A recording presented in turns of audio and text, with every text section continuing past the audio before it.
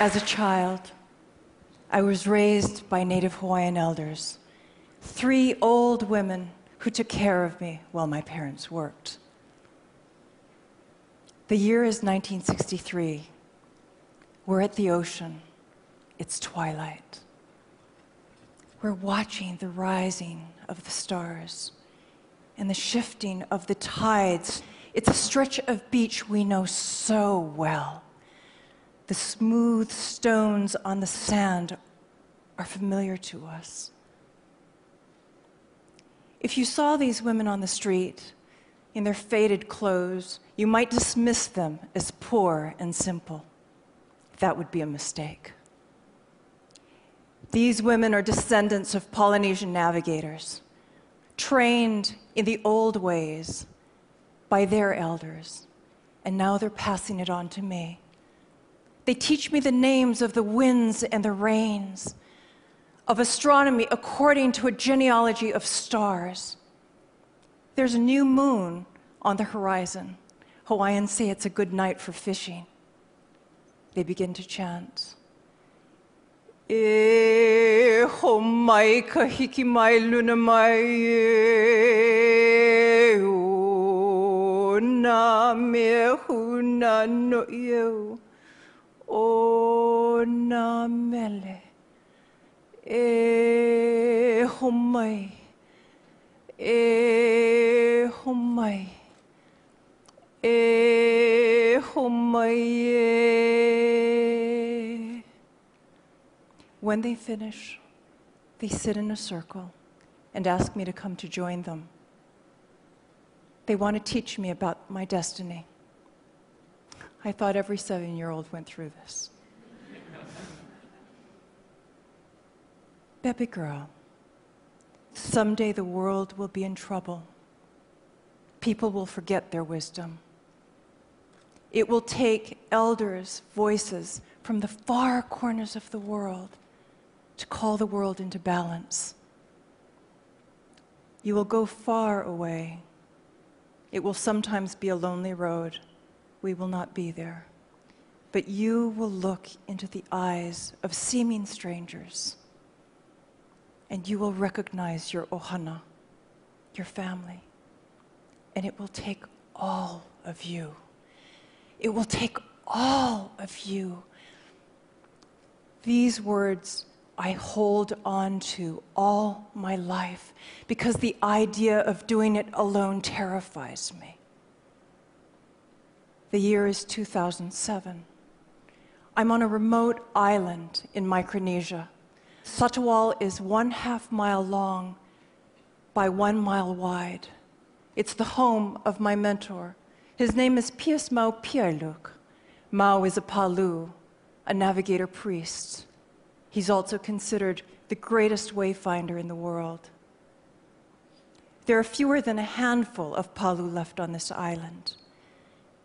Their tradition is so extraordinary that these mariners sailed 3 million square miles across the Pacific without the use of instruments. They could synthesize patterns in nature using the rising and setting of stars, the sequence and direction of waves, the flight patterns of certain birds, even the slightest hint of color on the underbelly of a cloud would inform them and help them navigate with the keenest accuracy. When Western scientists would join Mau on the canoe and watch him go into the hall, it appeared that an old man was going to rest. In fact, the hull of the canoe is the womb of the vessel. It is the most accurate place to feel the rhythm and sequence and direction of waves. Mau was in fact gathering explicit data using his entire body. It's what he had been trained to do since he was 5 years old. Now, science may dismiss this methodology, but Polynesian navigators use it today because it provides them an accurate determination of the angle and direction of their vessel. The Palu also had an uncanny ability to forecast weather conditions days in advance. Sometimes I'd be with Mao on a cloud-covered night, and we'd sit at the easternmost coast of the island, and he would look out. And then he would say, "Okay, we go." He saw that first glint of light. He knew what the weather was going to be 3 days from now. Their achievements, intellectually and scientifically, are extraordinary. And they are so relevant for these times that we are in when we are riding out storms. We are in such a critical moment of our collective history. They have been compared to astronauts, these elder navigators who sail vast open oceans in double-hulled canoes thousands of miles from a small island. Their canoes, our rockets, their sea, our space.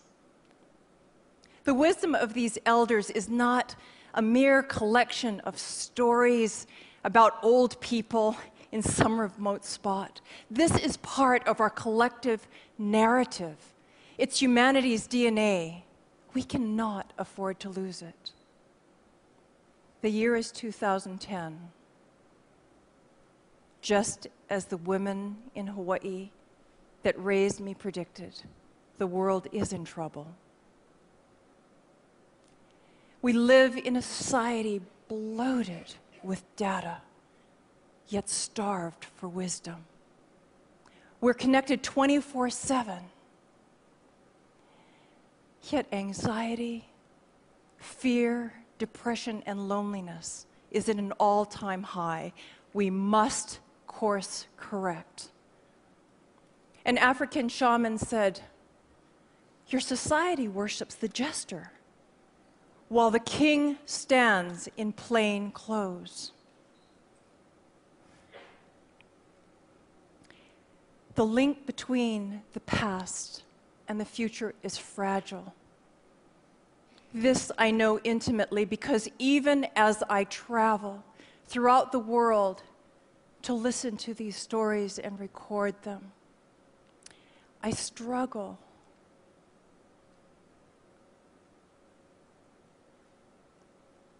I am haunted by the fact that I no longer remember the names of the winds and the rains.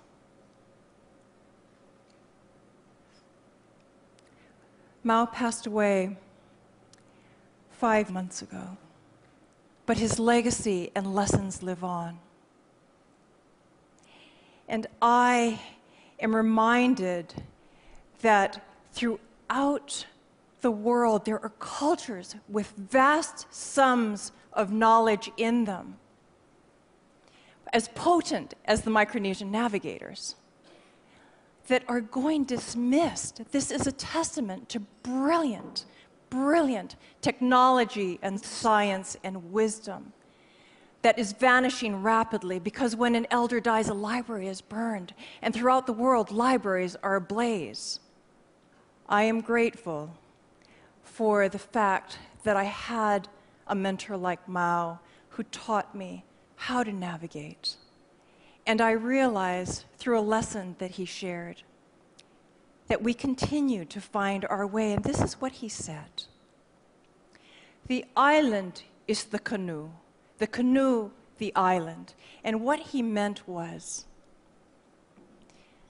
if you are voyaging and far from home, your very survival depends on everyone aboard. You cannot make the voyage alone. You were never meant to. This whole notion of every man for himself is completely unsustainable. It always was. So in closing, I would offer you this. The planet is our canoe, and we are the voyagers. True navigation begins in the human heart. It's the most important map of all. Together, may we journey well.